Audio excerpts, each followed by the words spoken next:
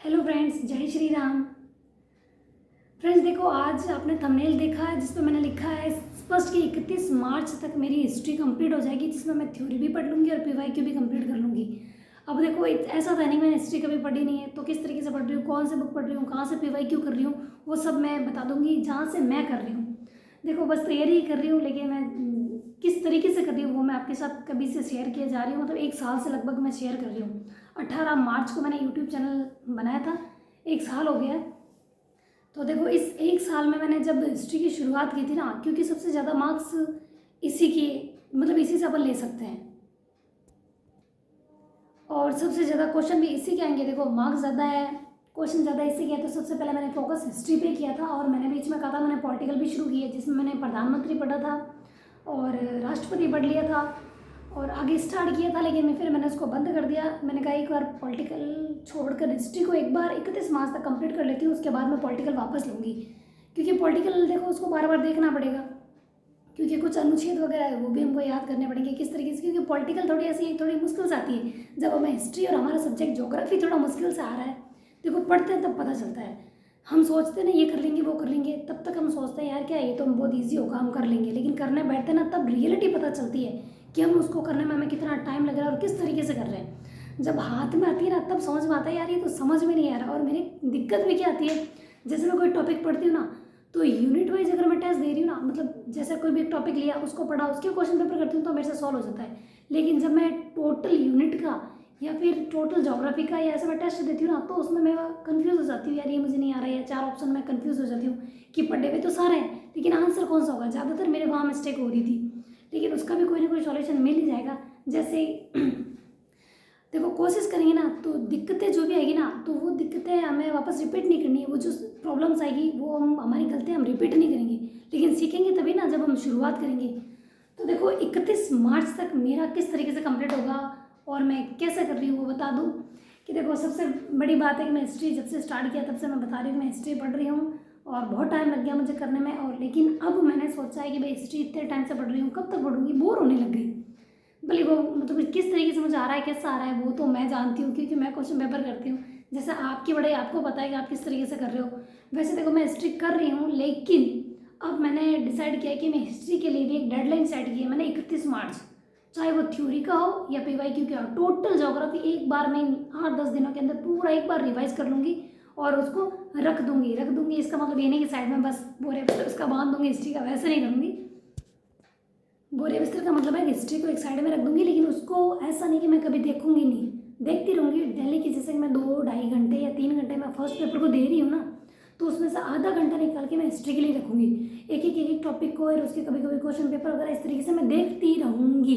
जो टॉपिक मतलब जैसे कि क्वेश्चन आते हैं 100% आएंगे। जैसे राजस्थान का एकीकरण हो गया, पर्चा मंडल हो गया, गुर्जर प्रत्यार हो गया, सामाजिक धार्मिक सुधार आंदोलन हो गया, मतलब वहाँ से मैंने पुराने क्वेश्चन पेपर देखे ना, तो उनमें से वहाँ से क्वेश्चन आ रहे थे, तो मैं उनको और लगभग पूरी हिस्ट्री को देखती रहूँगी, आधा आधा घंटा उसको टाइम दूंगी।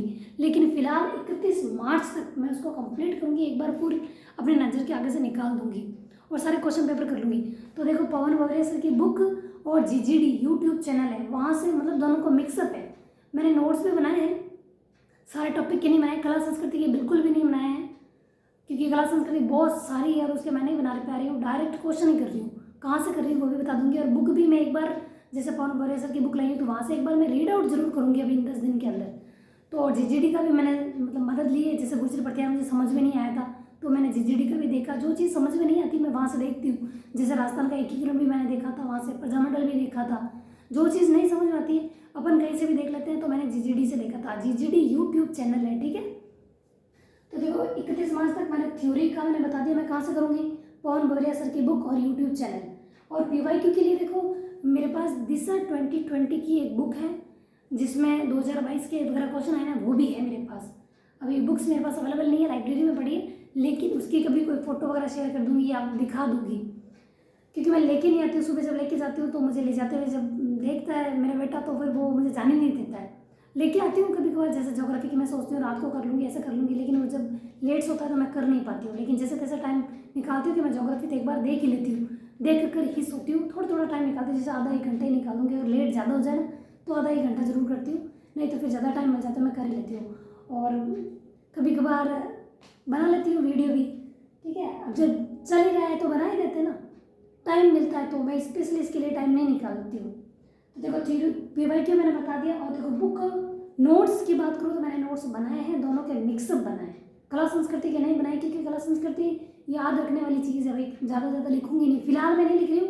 क्या पता इन 10 दिन के अंदर मुझे ऐसा लगे कि कुछ चीज़ मुझे याद नहीं हो रही है तो उनको मैं लिख लूँ, ऐसा हो सकता है। लेकिन फिलहाल मैंने नहीं लिखी है।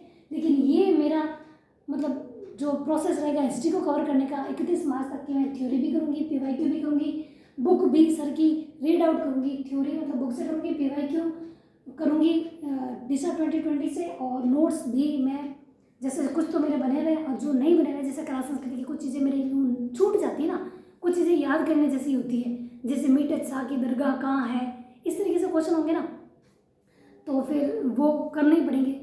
तो उनको मैं लिख लूँगी कि भाई कुछ ऐसी चीज़ें पूछी जाती है जो हमको याद नहीं रहती है, ठीक है, तो वो मैं लिख दूँगी। जैसे चित्रकला की कुछ चीज़ें हैं कि कुछ मतलब याद रखने पड़ते हैं, चित्रकार कौन कौन से थे, तो इस तरीके से कौन से मतलब किस शासक के समय थे, ऐसे नाम वगैरह याद, उनके चित्र जो फेमस थे उनके नाम वगैरह, तो वो चीज़ें मैं लिख लूँगी ताकि उनको मैं एक बार जब भी मैं आधा घंटा दूँगी ना तो उनको देखती रहूँगी ताकि वो मैं भूलूँ नहीं, क्योंकि मैं भूल जाती हूँ तो मुझे वापस शुरू से शुरुआत करनी पड़ती है। इसलिए पूरी तरीके से नहीं छोड़ूंगी, आधा घंटा उसको टाइम दूंगी, लेकिन नेक्स्ट पॉलिटिकल शुरू करूँगी। और अभी हिस्ट्री, और हिस्ट्री में मैंने बता दिया है दिशा 2020 PYQ के लिए, जिसमें सिर्फ राजस्थान की जैसे कि हिस्ट्री भी है और कला संस्कृति भी है, वो बहुत अच्छे से दी हुई है। मैंने बुक देखी तो मैं वो ही कर रही हूँ।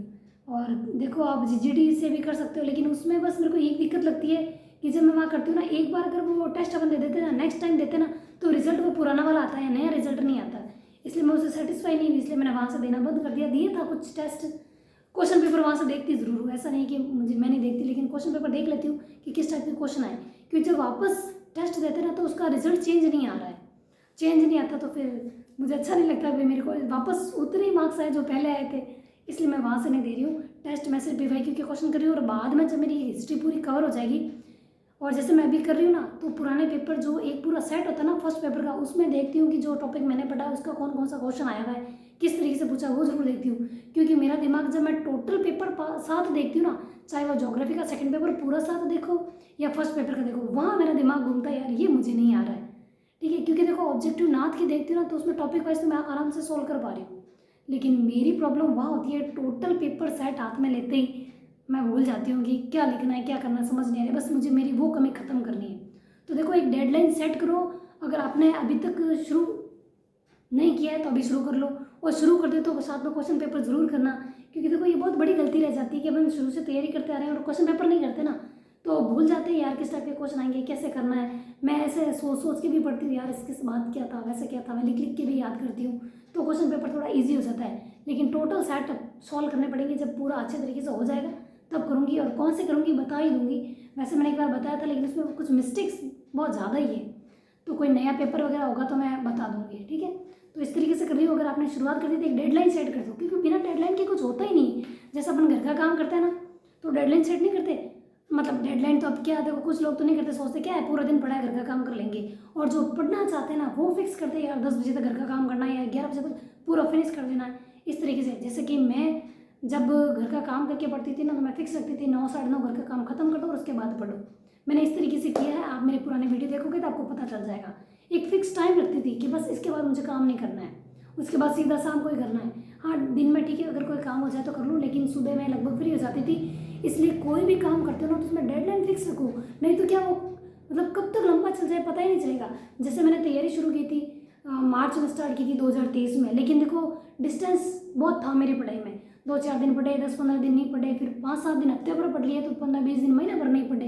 इस तरीके से मेरी शुरुआत हुई थी। जब बहुत सालों बाद पढ़ने बैठते ना तो हमें हमारी कंटिन्यूटी बनाने में बहुत टाइम लग जाता है, एक सिटिंग बनाने में बहुत टाइम लग जाता है। और हमें कोई भी जैसे सिटिंग के लिए नहीं कहता चलो बैठ जाओ पढ़ लो, जब मतलब देखो सब सुविधा में रहते हैं ना, सारा काम करके देते हैं, तो उनको क्या अनकंफर्टेबल फील होता है, क्या मतलब सारा काम हो गया ठीक ठाक सब चल रहा है, लेकिन उनको अनकंफर्टेबल फील होता है यार पहले जैसा होना चाहिए कि आगे पीछे दौड़ता रहे कोई और हमारा काम करते रहे ना, तो ही मतलब वो सेटिस्फाई होते हैं। वो क्या आदत लगा दी है हाउस वाइफ ऐसे करती ना, आगे पीछे दौड़ दौड़ के आदत लगा देती है अपनी इतनी कि फिर अगर वो जैसे कि ससुराल से पीर भी जाए या कहीं पे भी जाए ना, तो लगता है यार हमारा काम कौन करेगा।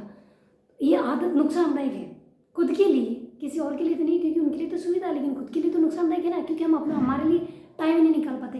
एनी टाइम आगे पीछे दौड़ते रहते हैं, ये कर लें वो कर लें, उनको ये भी दे दें, लोटा पानी कभी ला कर देते हैं, यूँ नहीं खा पी के खुद भी लोटा भरने दो, इतना काम तो करने दो, नहीं वो भी हम ला के देंगे, खाने के बाद प्लेट भी उठा के ले जाएंगे, यूँ नहीं कि ले जाने दो, और थोड़ा काम तो करने दो, शरीर को थोड़ी मेहनत तो करने दो। हाँ माना कि पूरे दिन मेहनत करते होंगे, लेकिन थोड़ी तो कसरत घर पे भी करने दिया करो, ताकि तुम भी अपनी पढ़ाई के लिए टाइम निकाल सको, क्योंकि आपको कोई कहने वाला नहीं होगा कि पढ़ लो। अगर अब भी नहीं पढ़े ना तो ज़िंदगी भर यही करना, आगे पीछे दौड़ते रहना, काम करते रहना, लोटा ले आऊँ, खाना ले आऊँ, रोटी ले आऊँ, ये करते रहना, ठीक है। और ये इससे आप ज़िंदगी में अभी सेटिस्फाई है, आपको लगता है कि ठीक है क्या है सब सही चल रहा है, लेकिन बाद में पता चलेगा कि कैसा लग रहा है। समझ सकते हो तो समय रहते समझ लो, ठीक है। और मैं तो यही कहूँगी भी अभी जाग जाओ, अभी नहीं जागे तो बाद में बहुत देर हो जाएगी, फिर कहोगे एज निकल गई अब कैसे पढ़ें, फिर गवर्नमेंट कोई आपका वेट तो करेगी नहीं, भाई इस जन्म में तो इसकी एज निकल गई है, अगले जन्म में वापस पैदा होकर आएगी, जब चलो इसके लिए वैकेंसी निकालेंगे, तब तक हम वैकेंसी नहीं निकालेंगे, क्योंकि इनकी उम्र निकल गई है भाई, कोई वेट नहीं करने वाले। अरे जो इंसान वेट नहीं करते, अपने फैमिली मेम्बर वेट नहीं करते, तो गवर्नमेंट हमारा क्या वेट करेगी? गवर्नमेंट की कोई हम रिश्तेदार तो है नहीं, ऐसा नहीं है नहीं कि गवर्नमेंट हमारे अनुसार चल रही है, हम चलाएंगे भाई ऐसा ऐसा चल तो वो चलेगी, ऐसा तो है नहीं। अरे हमारे कहने से तो चम्मच भी इधर उधर नहीं होता, इसका मतलब ये चम्मच तो हम इधर उधर करते हैं, मतलब ये कि हम घर का कोई काम पूछे बिना नहीं करते, पूछ पूछ के करते रहते हैं, है ना। अपना डिसीजन अपन कोई नहीं ले सकते, घर में सब्जी भी बनानी है तो पूछते हैं कि आज क्या बनाना है, तो अब अपनी ज़िंदगी का डिसीजन कब लोगे? जब तुम खाना बनाने का डिसीजन नहीं ले सकते तो अपनी ज़िंदगी का एक डिसीजन ले लो। देखो सारे काम जैसे चल रहे हैं ना चलने दो, कुछ लोग बोलते हैं ना जैसे कि नहीं पढ़ पा रहे हैं, कैसे शुरू से शुरुआत कर रहे हैं, शुरुआत कहाँ से करें? एक बार किताब हाथ में ले लो, डिसाइड कर लो आज ये टॉपिक समझ में आए या ना आए, बस यही पढ़ना है मेरे को, शुरुआत करो। बहुत टाइम लगेगा, क्योंकि जब मैंने लिया था ना तो मुझे बहुत टाइम लगा यार, समझ में नहीं आ रहा है कि करना कहाँ से और करूँ कैसे। होता है शुरू शुरू में बहुत माथापच्ची लगती है पढ़ना, ऐसा लगता है यार घर का काम ही ठीक था, क्या है खाना बनाना था, झाड़ू पोछा करना था, बच्चे को रखना था, ये नहीं पता कि इसमें पूरा दिन चला जाता है। औरतों को कभी कोई छुट्टी भी नहीं मिलती है, पूरा दिन मतलब सबसे पहले उठना, सबसे बाद में सोना, बस चारों तरफ लगते रहना, काम में इतनी लगी रहती है, घर में उलझी रहती है, तो वो अपनी ज़िंदगी के लिए एक समय कब निकालेगी? तो अभी समय निकाल लो और शुरू से शुरुआत करो आधे आधे घंटे से, क्योंकि एकदम से ज़्यादा टाइम आप निकालने का सोचोगे और बोल दोगे ना तो सबके सिर्फ एक ब्लास्ट हो जाएगा, यार ये क्या बोल दिया इसने, पढ़ने का बोल दिया, मतलब अब हमारा काम कौन करेगा? जैसे कहते हैं ना लेडीज़ पीठ जा रही और प्योर जा रही, अब हमारा काम कौन करेगा? बस उसकी वही वैल्यू है। जैसे कमेंट आए थे ना, अगर हम पीर चले जाएंगे या आप पीर हो तो काम कौन करता है? यार कुछ खुद की जिम्मेदारी खुद भी लो। जब हम ससुराल नहीं गए थे तब क्या कोई काम होते नहीं थे? तब भी तो लोग जिंदा थे, सांस ले रहे थे, तो उन्हें अपने आप सांस लेने दो ना, खुद की सांसें बचाने की, उनको भी सांस लेने दो, खुद भी सांस लो, कम से कम पढ़ लो थोड़ा बहुत, अभी पढ़ लोगे बाद में फ़ायदा रहेगा, घर गृहस्थी अच्छी चलेगी, सब बढ़िया होगा, ठीक है। क्योंकि देखो लोग बोल के भूल जाते हैं कि उन्होंने क्या बोला था, लेकिन सुनने वाला कभी नहीं भूलता कि उसने बोला क्या था या उसका नेचर कैसा था। नेचर कभी नहीं भूला सकता। अगर कोई कैसे बर्ताव किसी भी टाइप का कर देना, बोलने वाला हमेशा भूल जाएगा कि ऐसा क्या हुआ था, ऐसा तो कुछ हुआ ही नहीं था, लेकिन बर्दाश्त करने वाले को पता होता है कि ऐसा हुआ क्या था, लगा कैसा था, वो सिर्फ बर्दाश्त करने पर पता चलता है। इसलिए बोलकर भूलने वालों को भूल जाओ, लेकिन तुम याद रखो कि वो नेचर कभी तुम्हारे लिए वापस रिपीट ना हो जाए। बस एक बार हो गया, 2 बार हो गया, 10 बार भी हो गया, लेकिन वापस इन फ्यूचर रिपीट ना हो इसके लिए पढ़ लो। और सबसे ज़्यादा शिकायत मेरे को लेडीज़ से ही रहती है, क्योंकि लेडीज़ ही लेडीज़ को दूसरी को यही बताती है कि तुम घर का काम करो, घर में सब सुविधा है, सब चीज़ मिल रही है, तो तुम्हें क्या चाहिए? अरे हमें रिस्पेक्ट चाहिए, घर का काम करना वो तो हम सीख ही रहे हैं, और नहीं तो हम कर लेंगे, अगर शादी से पहले नहीं सीखा तो बाद में भी सीख ही लेते हैं, जिम्मेदारी से पाती है तो अपना आप सीख लेते हैं ना, उस तरीके से कमाना भी सीख लेंगे। लेकिन रेस्पेक्ट तो देखो कोई ना कोई पोस्ट मिलने पर ही मिलती है, इस तरीके से तो नहीं मिलती। लेडीज़ का लगभग ये दूसरी लेडीज़ को ये शिक्षा देती है, बस घर का काम करो, आराम से रहो, ज़िंदगी में ये चीज़ें चलती रहती है। अरे क्यों चलती रहती है, क्यों चलती रहती है? जब जेंट्स की ज़िंदगी पूरी वैसी होती है, शादी से पहले हो या बाद में हो, वो उसी का वही खाना पीना, उठना बैठना, बाहर आना जाना, दोस्तों से मिलना, सब कंटिन्यू वही रहता है, बिना पूछे अपना डिसीजन खुद लेना, कुछ भी करना। और लेडीज़ अपने मम्मी पापा से मिलने के लिए भी परमिशन लेती है, और ये परमिशन वर्ड मुझे बिल्कुल अच्छा नहीं लगता। अरे यार मतलब हमको स्कूल में थोड़ी है कि मैम पानी पीने जाएं, घर पे जाएं, आज छुट्टी ले लें, लिखित में दो, एप्लीकेशन दो, वो ही ज़िंदगी जी रहे हो स्कूल वाली। हाँ, स्कूल में भी कभी बार हम छुट्टी ले लेते थे, दूसरे दिन जाके बोलते थे कहाँ पे हमने छुट्टी किस लिए ली थी। स्कूल में भी इतना ऐसा नहीं लगा जितना कि ससुराल में लग जाता है। तो यार परमिशन वाली ज़िंदगी से बाहर निकलो, और ये तभी निकल सकते हो जब आप आज मेहनत कर लोगे। नहीं तो देखो अपना फ्यूचर फाइनल है। कोशिश करो, मैं भी कोशिश ही कर रही हूँ, हार नहीं मानूंगी जब तक मुझे मिल नहीं जाती। हाँ हो सकता है टाइम लगेगा, लेकिन ऐसा नहीं है कि अपना काम पूरा नहीं होगा। भगवान ने हाथ पैर दिए हैं, एक नहीं तो दूसरा कोई तो काम कर ही लेंगे, लेकिन करेंगे ज़रूर। और मेहनत तो तब तक करेंगे जब तक मिल नहीं जाती। ठीक है, तो अभी भी बोल रही हूँ, दिमाग खोल के रखो, क्योंकि यही काम में लो। क्योंकि अभी दुनिया यहाँ से चल रही है, दिल से नहीं चल रही, दिमाग से चल रही है। सब लोग दिमाग से सोचते हैं कि करना क्या है। ठीक है, इसलिए दिमाग से तुम भी सोचो, अपनी वैल्यू बनाओ, पढ़ाई करो, जॉब लो, मज़े से ज़िंदगी जियो, बस फिर अच्छा लगेगा। Thank you. जय श्री राम।